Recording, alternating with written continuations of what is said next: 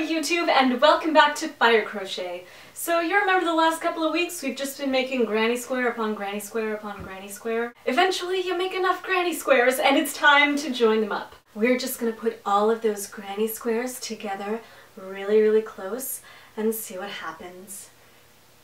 No, we're not going to do that, weirdos. We're just going to join them all together so that our granny squares can actually become something. I'm going to teach you one very simple way to join your granny squares, and let's get to it. So like you may have seen in the background earlier in the video, this is my almost finished granny square blanket.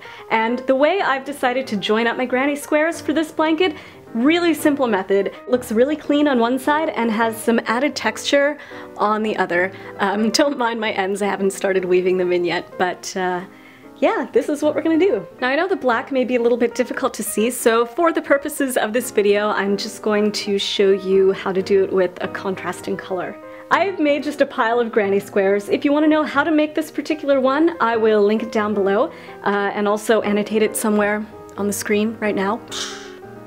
Also, something I didn't put in that video, but you can definitely do to make things a little bit easier to join, I did a slip stitch border all the way across on every end. Alright, you're going to put your granny squares together, right sides facing each other, and line up all of your stitches so that they're even. Now I'm going to start in the corner here, and I'm going to slip my hook under the outermost loop of this corner stitch. And then for the adjoining one, I'm going to get the outermost loop of that one as well, and slip it under.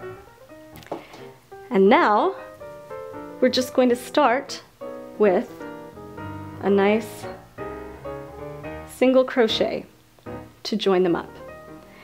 And we're going to keep going all the way across the granny square,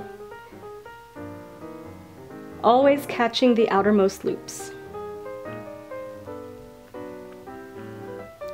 So as you can see, you are starting to make a little ridge of single crochets, and then on the other side, obviously if you're doing it in the same color you won't see the blue, but it's a nice easy join.